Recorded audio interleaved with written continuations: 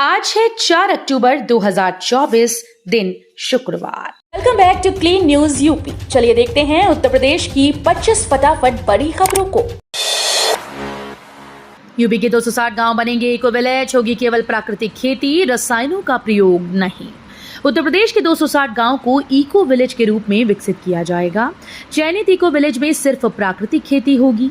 वहां के खेतों में लेस मात्र भी रसायनों का प्रयोग नहीं होगा।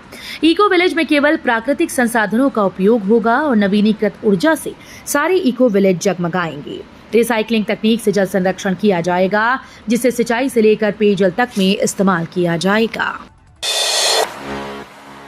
यूपी में 3,306 पदों पर भर्ती के लिए आज से आवेदन। अभ्यर्थी 24 अक्टूबर तक कर सकेंगे अप्लाई। इलाहाबाद हाईकोर्ट के अंतर्गत जिला न्यायालयों में 3,306 पदों पर केंद्रीयकृत भर्ती 2024-25 के लिए ऑनलाइन आवेदन आज 4 अक्टूबर से शुरू होंगे।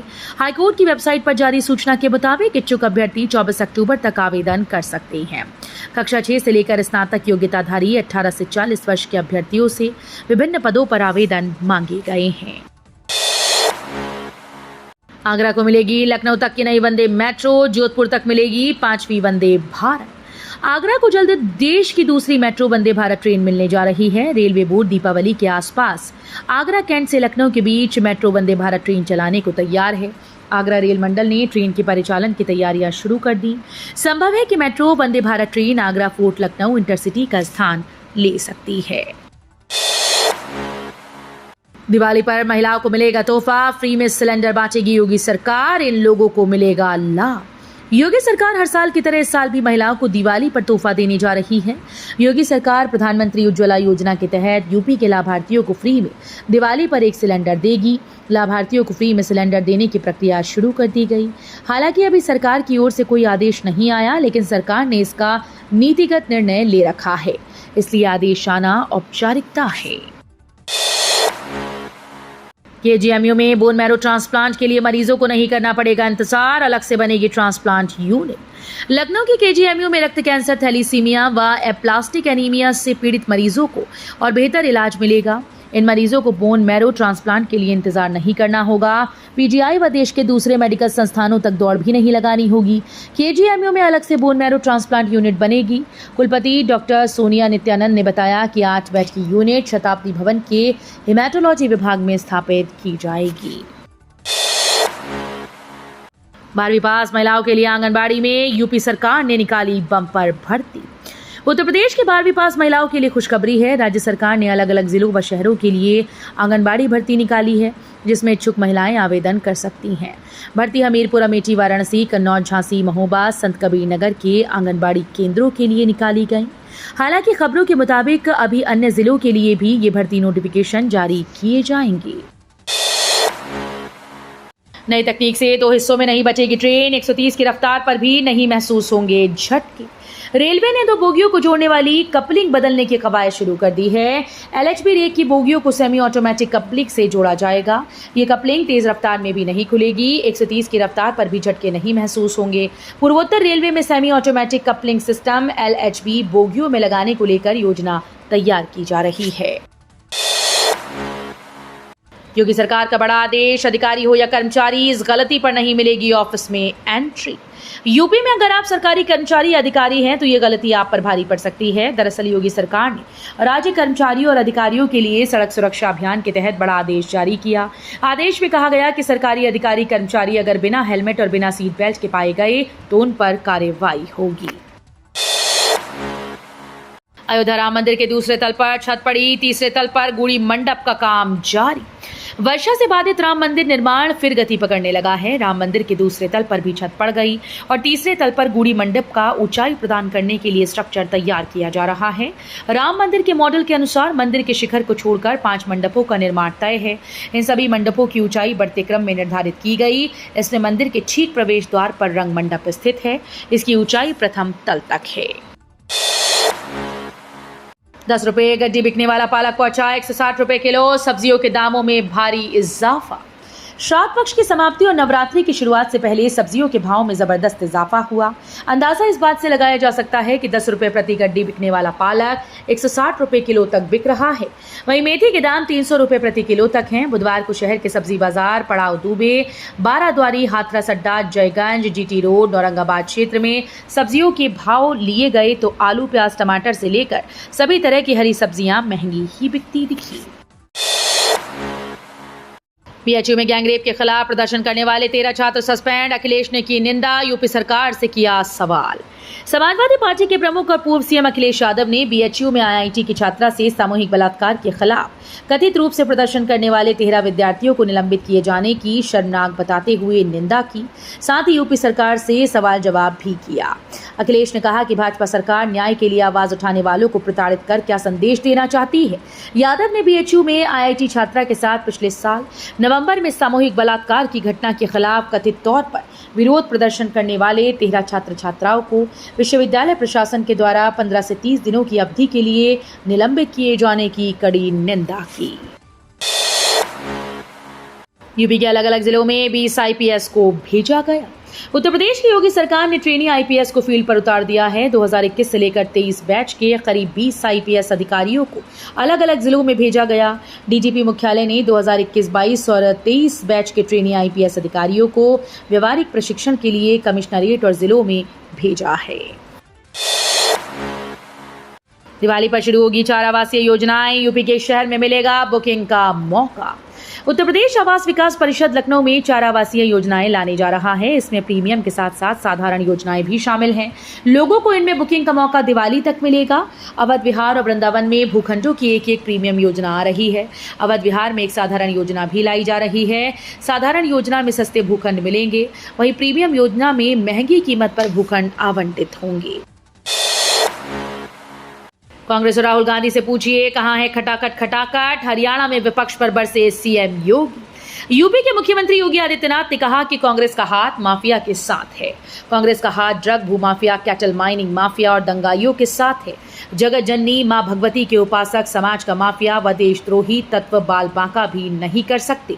ये चुनाव ऐसे चंडमुंड व महिषासुर से निपटने के लिए है।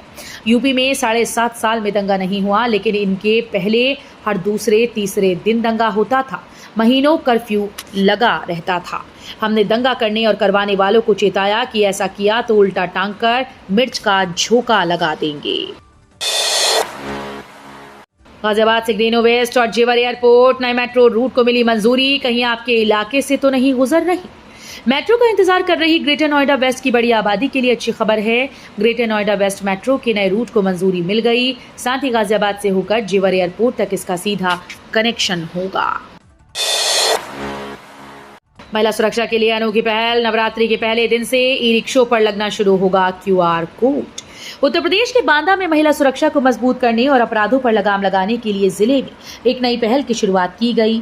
यूपी के मुख्यमंत्री योगी आदित्यनाथ के द्वारा महिलाओं के प्रति अपराध को रोकने के निर्देश के बाद पुलिस ने एक अनोखा कदम उठाया है। जिले में अब सभी रिक्शों पर क्यूआर कोड लगाया जाएगा, जिसमें रिक्शा चालक और मालिक का पूरा विवरण दर्ज होगा। मायावती ने कहा सरकारी संरक्षण के कारण हाथरस कांड की चार्जशीट में भोले बाबा का नाम नहीं। बहुजन समाज पार्टी की राष्ट्रीय अध्यक्ष और पूर्व मुख्यमंत्री मायावती ने आरोप लगाया कि राज्य सरकार के संरक्षण की वजह से हाथरस कांड की चार्जशीट में सूरजपाल सिंह उर्फ भोले बाबा का नाम नहीं। बता दें कि हाथरस कांड के बाद बसपा ने सबसे पहले भोले बाबा की भूमिका की जांच कर कार्रवाई करने की मांग की थी। पहला दीक्षांत समारोह 21 अक्टूबर को। छात्र कुर्ता पजामा और छात्र पहनेंगी साड़ी। राजा महेंद्र प्रताप सिंह राज्य विश्वविद्यालय का दीक्षांत समारोह 21 अक्टूबर को होगा। समारोह में छात्र कुर्ता पजामा और छात्राएं साड़ी पहनकर स्वर्ण पदक व प्रमाण पत्र लेंगी। ड्रेस कोड सहित अन्य तैयारियों पर 5 अक्टूबर को होने वाली कार्यकारी परिषद की बैठक में मोहर लगेगी। समारोह में 17 समिति और एक कोर समिति बनाई गई है। त्योहारी सीजन में 120 नियमित के बीच चलेंगी 50 विशेष ट्रेन। त्योहार विशेष ट्रेन का संचालन 5 अक्टूबर से शुरू हो जाएगा। रेलवे बरेली होते हुए अब तक 50 त्योहार विशेष ट्रेन की समय सारणी जारी कर चुका है। इनमें 42 ट्रेन का संचालन वाया रामपुर बरेली शाहजहांपुर और 8 का वाया चंदौसी बरेली कैंट शाहजहांपुर किया जाएगा। सरकारी कर्मियों के लिए अच्छी खबर। पहले मिल चुका दंड दूसरी पदोन्नति में नहीं बनेगा बाधा। राज्य सरकार ने सरकारी सेवाओं में उपलब्ध पदों को भरने के लिए मेरिट आधारित चयनों में अपनाई जाने वाली प्रक्रिया को लेकर स्थिति साफ की। इसमें स्पष्ट किया गया कि दूसरी पदोन्नति में पहले मिल चुका दंड बाधक नहीं बनेगा। मुख्य सचिव मनोज कुमार सिंह के निर्देश पर कार्मिक विभाग ने इस संबंध में शासनादेश जारी कर दिया है। नवरात्र के पहले दिन सीएम योगी ने महिलाओं को दी बड़ी सौगात, पिंक बस टॉयलेट का किया लोकार्पण। गोरखपुर पहुंचे सीएम योगी आदित्यनाथ ने महिलाओं को बड़ी सौगात दी। मुख्यमंत्री योगी आदित्यनाथ ने शारदीय नवरात्र के पहले दिन सिविल लाइंस स्थित पार्क रोड पर पिंक बस टॉयलेट का निर्माण किया। इस अवसर पर मुख्यमंत्री ने स्वच्छ भारत मिशन के तहत डोर टू डोर कूड़ा कलेक्शन के वाहनों, सीवेज सफाई की अत्याधुनिक मशीन, बैंडिकूट रोबोट और विदेश से मंगाई गई D watering faecal sludge safety machine को हरी झंडी दिखाकर रवाना किया। रेलवे कर्मचारियों को तोहफा, 78 दिनों का मिलेगा बोनस। रेलवे कर्मचारियों को केंद्र सरकार ने बड़ा तोहफा दिया। केंद्र की तरफ से आने वाले त्योहारों में कर्मचारियों को 78 दिनों का बोनस देने का ऐलान किया गया है। सरकार के राजस्व पर इस फैसले से 2029 करोड़ रुपए का अतिरिक्त भार पड़ेगा। जानकारी के अनुसार सरकार के इस फैसले से करीब 12 लाख कर्मचारियों को लाभ होगा। बोनस का भुगतान दशहरा और दिवाली की छुट्टी से पहले किया जाएगा। डीए, पीएलबी, एडहॉक बोनस जारी न होने से कर्मियों में रोष। केंद्रीय कर्मचारियों के डीए में बढ़ोतरी, उत्पादकता से जुड़ा बोनस और एडहॉक बोनस जारी होने में देरी हो रही है। अमूमन ये सभी बोनस या दूसरे आर्थिक फायदे सितंबर माह में जारी हो जाते हैं। इस बार अक्टूबर प्रारंभ हो गया, लेकिन इन भत्तों और बोनस की घोषणा अभी तक नहीं की गई। नतीजा इस देरी के चलते केंद्रीय कर्मचारियों में रोष है। वाराणसी की बॉक्सिंग प्रतियोगिता में खिलाड़ियों ने किया प्रतिभाग। 5 अक्टूबर को होगा अगला मुकाबला। माध्यमिक विद्यालय की 68वीं बॉक्सिंग प्रतियोगिता महादेव सूर्या विनायक बॉक्सिंग एकेडमी संदहा में हुई। इसमें आए प्रतिभागियों ने बॉक्सिंग का प्रदर्शन किया और कार्यक्रम का संचालन सियाम एंग्लो बंगाली कॉलेज ने किया। ये सभी खिलाड़ी मंडलीय बॉक्सिंग प्रतियोगिता में 5 अक्टूबर को महादेव सूर्या विनायक बॉक्सिंग एकेडमी संदहा वाराणसी में प्रतिभाग करेंगे। मॉनसून चला गया, फिर उमस भरी गर्मी ने सताया। अक्टूबर में मौसम के मिजाज से लोग हैरान। औपचारिक तौर पर 1 जून से 30 सितंबर तक चलने वाले मॉनसून सीजन का समापन तो हो गया, शारदीय नवरात्र की शुरुआत भी हो गई, लेकिन उत्तर प्रदेश में सर्दी की फिलहाल कोई आहट नजर नहीं आ रही। जबकि आमतौर पर इस वक्त तक सुबह और शाम को मौसम खुशनुमा हो जाता है। बृहस्पतिवार को प्रदेश के अधिकांश हिस्सों में लोग चिलचिलाती धूप और उमस से बेहाल रहे। आंचलिक विज्ञान केंद्र लखनऊ के मौसम वैज्ञानिक अतुल कुमार सिंह का कहना है कि इस बार अक्टूबर में न्यूनतम व अधिकतम तापमान सामान्य से अधिक रहने की उम्मीद है। तो ये थी आज की 25 फटाफट बड़ी खबरें। अगर आपको न्यूज पसंद आई हो तो वीडियो को लाइक और शेयर जरूर करें। धन्यवाद।